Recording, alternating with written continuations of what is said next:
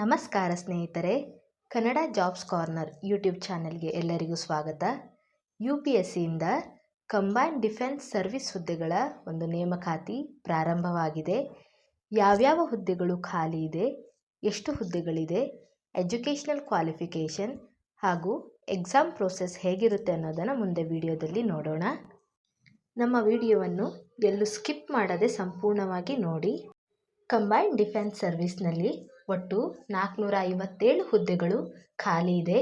ಈ ಹುದ್ದೆಗಳಿಗೆ ಈಗಾಗಲೇ ಅರ್ಜಿ ಸಲ್ಲಿಕೆ ಪ್ರಾರಂಭವಾಗಿದೆ. ಈ ಹುದ್ದೆಗಳಿಗೆ ಅರ್ಜಿ ಸಲ್ಲಿಸುವ ಕೊನೆಯ ದಿನಾಂಕ ಡಿಸೆಂಬರ್ 31, 2024 ಆಗಿರುತ್ತದೆ. ಈ ಹುದ್ದೆಗಳಿಗೆ ಅರ್ಜಿಯನ್ನು ಆನ್ಲೈನ್ ಮುಖಾಂತರ ನಾವು ಸಲ್ಲಿಸಬೇಕಾಗಿರುತ್ತದೆ. ಅರ್ಜಿ ಸಲ್ಲಿಸುವಂತಹ ವೆಬ್ಸೈಟ್ ವಿಳಾಸ upsconline.gov.in. ಈ ಸೈಟ್ ಮುಖಾಂತರ ನಾವು ಈ ಹುದ್ದೆಗಳಿಗೆ ಅರ್ಜಿಯನ್ನು ಸಲ್ಲಿಸಬೇಕಾಗಿರುತ್ತದೆ. ಅಪ್ಲಿಕೇಶನ್ನಲ್ಲಿ ಮಾಡಿಫಿಕೇಷನ್ ಮಾಡುವ ಕೊನೆಯ ದಿನಾಂಕವನ್ನು ಸಹ ನೀಡಲಾಗಿದೆ. ಜನವರಿ 7, 2025 ಒಳಗೆ ನಮ್ಮ ಅಪ್ಲಿಕೇಶನನ್ನು ನಾವು ಮಾಡಿಫಿಕೇಷನ್ ಮಾಡಿಕೊಳ್ಳಬಹುದು. ಎಕ್ಸಾಮ್ನಲ್ಲಿ ನೆಗೆಟಿವ್ ಮಾರ್ಕಿಂಗ್ ಕೂಡ ಇರುತ್ತದೆ. Online question paper, representation portal ಅನ್ನು ಸಹ ನೀಡಲಾಗಿದೆ. ಅರ್ಜಿಯನ್ನು ಸಲ್ಲಿಸುವಾಗ ಫೋಟೋವನ್ನು ಅಪ್ಲೋಡ್ ಮಾಡುವ ಕುರಿತು ಕೆಲವೊಂದು ಇನ್ಸ್ಟ್ರಕ್ಷನ್ ಸಹ ನೀಡಿದ್ದಾರೆ. ನಾವು ಅಪ್ಲೋಡ್ ಮಾಡುವಂತಹ ಫೋಟೋ ಅರ್ಜಿ ಸಲ್ಲಿಸಲು ಪ್ರಾರಂಭವಾದ ದಿನಾಂಕದಿಂದ 10 ದಿನಕ್ಕಿಂತ ಮೀರಿರಬಾರದು ಹಾಗೂ ಫೋಟೋಗ್ರಾಫ್ನಲ್ಲಿ ನೇಮ್ ಆಫ್ ದಿ ಕ್ಯಾಂಡಿಡೇಟ್ ಮತ್ತು ಡೇಟ್ ಕ್ಲಿಯರ್ ಆಗಿ ಮೆನ್ಷನ್ ಮಾಡಿರಬೇಕಾಗಿರುತ್ತದೆ. ಹಾಗೂ ಕ್ಯಾಂಡಿಡೇಟ್ ಫೇಸ್ ಫೋಟೋಗ್ರಾಫ್ನಲ್ಲಿ 3/4 ಸ್ಪೇಸನ್ನು ಆಕ್ಯುಪೈ ಮಾಡಿಕೊಂಡಿರಬೇಕಾಗಿರುತ್ತದೆ. ಈ ಹುದ್ದೆಗಳಿಗೆ ಬೇಕಾದಂತಹ ಎಜುಕೇಷನಲ್ ಕ್ವಾಲಿಫಿಕೇಷನ್ ಮತ್ತು ಎಲ್ಲೆಲ್ಲಿ ಎಷ್ಟೆಷ್ಟು ಹುದ್ದೆಗಳು ಖಾಲಿ ಇವೆ ಎಂದು ಮುಂದೆ ವಿಡಿಯೋದಲ್ಲಿ ನೋಡೋಣ.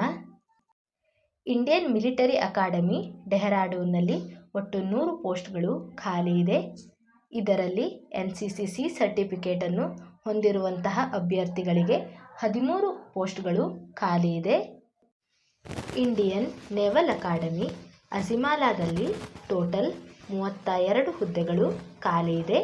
ಇದರಲ್ಲಿ 6 ಹುದ್ದೆಗಳು NCCC ಸರ್ಟಿಫಿಕೇಟನ್ನು ಹೊಂದಿರುವ ಅಭ್ಯರ್ಥಿಗಳಿಗೆ ಇರುತ್ತದೆ.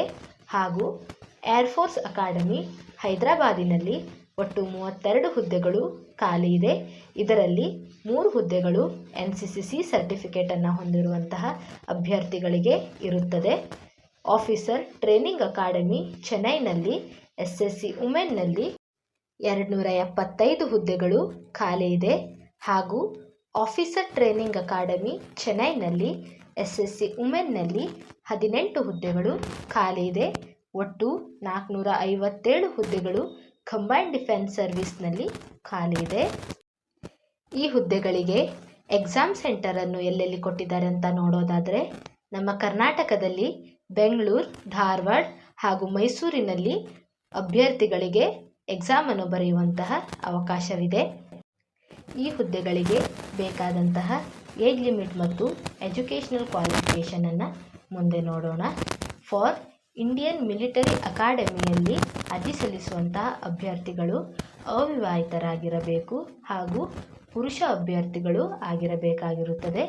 ಈ ಹುದ್ದೆಗಳಿಗೆ ಅರ್ಜಿ ಸಲ್ಲಿಸುವಂತಹ ಅಭ್ಯರ್ಥಿಗಳು ಜನವರಿ 2, 2002ರಿಂದ ಜನವರಿ 1, 2007 ಒಳಗೆ ಜನಿಸಿರುವಂತಹ ಅಭ್ಯರ್ಥಿಗಳು ಅರ್ಜಿಯನ್ನು ಸಲ್ಲಿಸಬಹುದು. ಫಾರ್ ಇಂಡಿಯನ್ ನೇವಲ್ ಅಕಾಡೆಮಿಯಲ್ಲಿ ಅವಿವಾಹಿತ ಪುರುಷ ಅಭ್ಯರ್ಥಿಗಳು ಅರ್ಜಿಯನ್ನು ಸಲ್ಲಿಸಬಹುದು. ಈ ಹುದ್ದೆಗೆ ಅರ್ಜಿ ಸಲ್ಲಿಸುವಂಥ ಅಭ್ಯರ್ಥಿಗಳು ಜನವರಿ 2, 2002ರಿಂದ ಜನವರಿ 1, 2007 ಒಳಗೆ ಜನಿಸಿರುವಂತಹ ಅವಿವಾಹಿತ ಪುರುಷ ಅಭ್ಯರ್ಥಿಗಳು ಅರ್ಜಿಯನ್ನು ಸಲ್ಲಿಸಬಹುದಾಗಿರುತ್ತದೆ. ಹಾಗೂ ಏರ್ಫೋರ್ಸ್ ಅಕಾಡೆಮಿಯಲ್ಲಿ ನೋಡೋದಾದರೆ 20ರಿಂದ 24 ವರ್ಷದ ಒಳಗಿನ ಮಹಿಳಾ ಮತ್ತು ಪುರುಷ ಅಭ್ಯರ್ಥಿಗಳು ಅರ್ಜಿಯನ್ನು ಸಲ್ಲಿಸಬಹುದು. ಅವಿವಾಹಿತರಾಗಿರಬೇಕಾಗುತ್ತದೆ. ಜನವರಿ 2, 2002ರಿಂದ ಜನವರಿ 1, 2006 ಒಳಗೆ ಜನಿಸಿರುವಂತಹ ಅಭ್ಯರ್ಥಿಗಳು ಅರ್ಜಿಯನ್ನು ಸಲ್ಲಿಸಬಹುದು. ಹಾಗೂ for officer training academy SSC ಮೆನ್ನಲ್ಲಿ ಅವಿವಾಹಿತ ಪುರುಷ ಅಭ್ಯರ್ಥಿಗಳು ಅರ್ಜಿಯನ್ನು ಸಲ್ಲಿಸಬಹುದಾಗಿರುತ್ತದೆ. ಜನವರಿ 2, 2001ರಿಂದ ಜನವರಿ 1, 2007 ಒಳಗೆ ಜನಿಸಿರುವಂತಹ ಅವಿವಾಹಿತ ಪುರುಷ ಅಭ್ಯರ್ಥಿಗಳು ಈ ಒಂದು ಹುದ್ದೆಗಳಿಗೆ ಅರ್ಜಿಯನ್ನು ಸಲ್ಲಿಸಬಹುದು. ಹಾಗೂ 5ನೇದಾಗಿ officer training academy SSC women non technical ಕೋರ್ಸ್ನಲ್ಲಿ ಅವಿವಾಹಿತ ಮಹಿಳಾ ಅಭ್ಯರ್ಥಿಗಳು ಅರ್ಜಿಯನ್ನು ಸಲ್ಲಿಸಬಹುದು. ಜನವರಿ 2, 2001ರಿಂದ ಜನವರಿ 1, 2007 ಒಳಗೆ ಜನಿಸಿರುವಂತಹ ಮಹಿಳಾ ಅಭ್ಯರ್ಥಿಗಳು ಅರ್ಜಿಯನ್ನು ಸಲ್ಲಿಸಬಹುದು. ಹಾಗೂ ವಿಧವೆಯಾಗಿರುವಂತಹ ಮತ್ತು ವಿಚ್ಛೇದಿತೆಯಾಗಿರುವ ಮರುಮದುವೆಯಾಗದೇ ಇರುವಂತಹ ಮಹಿಳಾ ಅಭ್ಯರ್ಥಿಗಳು ಸಹ ಈ ಹುದ್ದೆಗಳಿಗೆ ಅರ್ಜಿಯನ್ನು ಸಲ್ಲಿಸಬಹುದಾಗಿರುತ್ತದೆ. ಈ ಹುದ್ದೆಗಳಿಗೆ ಬೇಕಾದಂಥ ಎಜುಕೇಷನಲ್ ಕ್ವಾಲಿಫಿಕೇಷನ್ ಏನು ಅಂತ ನೋಡೋದಾದರೆ, ಮೊದಲನೆಯದಾಗಿ ಇಂಡಿಯನ್ ಮಿಲಿಟರಿ ಅಕಾಡೆಮಿ ಮತ್ತು ಆಫೀಸರ್ ಟ್ರೈನಿಂಗ್ ಅಕಾಡೆಮಿ ಚೆನ್ನೈ ಈ ಹುದ್ದೆಗಳಿಗೆ ಪದವಿಯನ್ನು ಪೂರ್ಣಗೊಳಿಸಿರಬೇಕು. ಹಾಗೂ 2ನೇದಾಗಿ ಇಂಡಿಯನ್ ನೇವಲ್ ಅಕಾಡೆಮಿಯಲ್ಲಿ ಅರ್ಜಿ ಸಲ್ಲಿಸುವಂಥ ಅಭ್ಯರ್ಥಿಗಳು ಎಂಜಿನಿಯರಿಂಗ್ ಪದವಿಯನ್ನು ಪಡೆದುಕೊಂಡಿರಬೇಕಾಗಿರುತ್ತದೆ. 3ನೇದಾಗಿ ಏರ್ಫೋರ್ಸ್ ಅಕಾಡೆಮಿಯಲ್ಲಿ ಅರ್ಜಿ ಸಲ್ಲಿಸುವಂಥ ಅಭ್ಯರ್ಥಿಗಳು ಪದವಿಯನ್ನು ಪಡೆದುಕೊಂಡಿರಬೇಕು. ಜೊತೆಗೆ ಫಿಸಿಕ್ಸ್ ಮತ್ತು ಮ್ಯಾಥ್ಸನ್ನು ಪದವಿಯಲ್ಲಿ ಅಧ್ಯಯನ ಮಾಡಿರಬೇಕಾಗಿರುತ್ತದೆ. ಇನ್ನೂ ಒಂದು ಕ್ವಾಲಿಫಿಕೇಷನನ್ನು ಸಹ ನೀಡಲಾಗಿದೆ.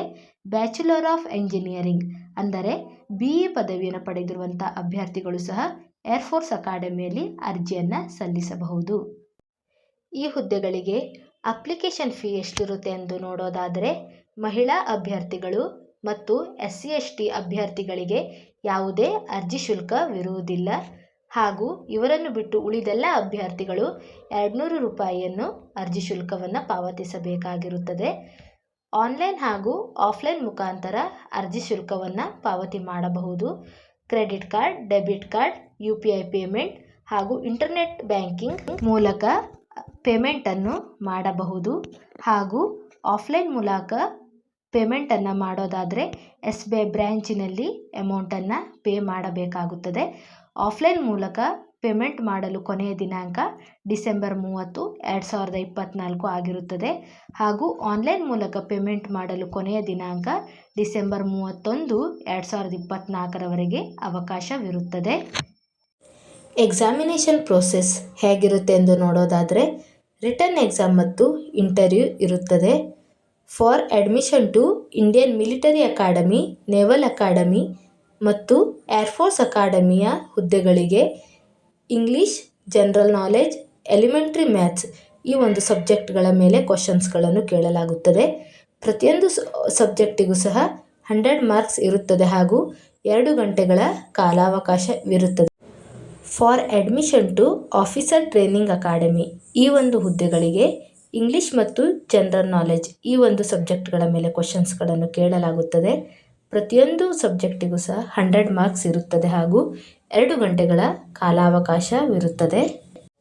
ಈ ಒಂದು ಹುದ್ದೆಗಳಿಗೆ ಅರ್ಜಿ ಸಲ್ಲಿಸಿದಂತಹ ಅಭ್ಯರ್ಥಿಗಳಿಗೆ ಇರಬೇಕಾದಂಥ ಫಿಸಿಕಲ್ ಸ್ಟ್ಯಾಂಡರ್ಡ್ಗಳ ಬಗ್ಗೆ ಮುಂದೆ ತಿಳಿದುಕೊಳ್ಳೋಣ.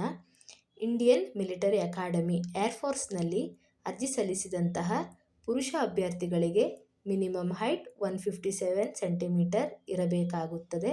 ಹಾಗೂ ಇತರ ಕೆಟಗರಿಯವರಾದ ಗೋರ್ಖಾಸ್, ನೇಪಾಳೀಸ್, ಗರ್ವಾಲ್ ಹಾಗೂ ಇತರ ಒಂದು ಕೆಟಗರಿಯವರಿಗೆ ಮಿನಿಮಮ್ ಹೈಟ್ 152 ಸೆಂಟಿಮೀಟರ್ ಇರಬೇಕು. ಹಾಗೂ ಮಹಿಳಾ ಅಭ್ಯರ್ಥಿಗಳಿಗೆ ಮಿನಿಮಮ್ ಹೈಟ್ 152 ಸೆಂಟಿಮೀಟರ್ ಇರಬೇಕಾಗುತ್ತದೆ. ಹಾಗೂ ಇತರ ಕೆಟಗರಿಯವರಾದಂಥ ಗೋರ್ಖಾಸ್, ನೇಪಾಳೀಸ್, ನಾರ್ತ್ ಈಸ್ಟರ್ನ್ ರೀಜನ್ ಇತರ ಕೆಟಗರಿಯವರಿಗೆ 142 ಸೆಂಟಿಮೀಟರ್ ಇರಬೇಕಾಗುತ್ತದೆ. ನಮ್ಮ ಏಜಿಗೆ ತಕ್ಕಂತೆ ಹೈಟ್ ಮತ್ತು ವೇಟ್ಗಳನ್ನು ನೋಟಿಫಿಕೇಷನ್ನಲ್ಲಿ ನೀಡಲಾಗಿದೆ. ಇಂಡಿಯನ್ ನೇವಿಯಲ್ಲೂ ಸಹ ಹೈಟ್ ಮತ್ತು ವೇಟ್ಗಳನ್ನು ನೀಡಲಾಗಿದೆ.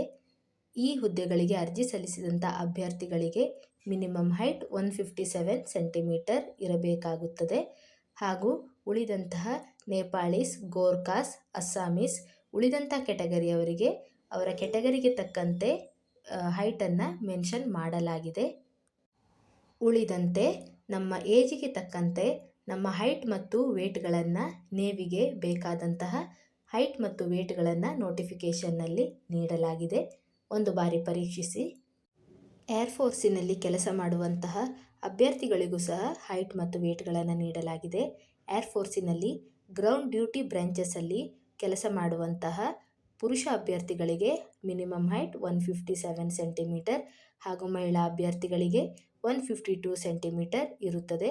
ಉಳಿದಂತಹ ನೇಪಾಳೀಸ್, ಗೋರ್ಖಾಸ್, ಉಳಿದಂಥ ಕೆಟಗರಿ ಅಭ್ಯರ್ಥಿಗಳಿಗೆ ಅವರ ಕೆಟಗರಿಗೆ ತಕ್ಕಂತೆ ಎಕ್ಸೆಂಪ್ಷನ್ ಇರುತ್ತದೆ. ಹಾಗೂ ಫ್ಲೈಯಿಂಗ್ ಡ್ಯೂಟಿ ಬ್ರಾಂಚಸ್ಸಲ್ಲಿ ಕೆಲಸ ಮಾಡುವಂತಹ ಅಭ್ಯರ್ಥಿಗಳಿಗೆ ಪೈಲಟ್, ಫ್ಲೈಟ್ ಟೆಸ್ಟ್ ಎಂಜಿನಿಯರ್ ಇವರಿಗೆ 162 ಸೆಂಟಿಮೀಟರ್ ಇರುತ್ತದೆ. Both female and male. Officer ಮತ್ತು ಏರ್ಮ್ಯಾನ್ ಹುದ್ದೆಗಳಲ್ಲಿ ಕೆಲಸ ಮಾಡುವಂತಹ ಅಭ್ಯರ್ಥಿಗಳಿಗೆ 157 ಸೆಂಟಿಮೀಟರ್ ಇರುತ್ತದೆ. ಹಾಗೂ ಸಿಟ್ಟಿಂಗ್ ಹೈಟ್, ಲೆಗ್ ಲೆಂತ್ ಹಾಗೂ ಥೈ ಲೆಂತ್ಗಳನ್ನು ಸಹ ನೀಡಲಾಗಿದೆ. ಒಂದು ಬಾರಿ ನೋಟಿಫಿಕೇಷನನ್ನು ಸರಿಯಾಗಿ ಪರೀಕ್ಷಿಸಿ. ಏನಾದರೂ ಡೌಟ್ಸ್ ಇದ್ದರೆ ಕಮೆಂಟ್ ಬಾಕ್ಸಿನಲ್ಲಿ ಕಮೆಂಟ್ ಮಾಡಿ. ನಮ್ಮ ಚಾನೆಲನ್ನು ಇನ್ನೂ ಯಾರು ಸಬ್ಸ್ಕ್ರೈಬ್ ಮಾಡಿಲ್ಲ ಅಂದರೆ ಪ್ಲೀಸ್ ಸಬ್ಸ್ಕ್ರೈಬ್ ಮಾಡಿ, ಲೈಕ್ ಮಾಡಿ ಹಾಗೂ ಶೇರ್ ಮಾಡಿ.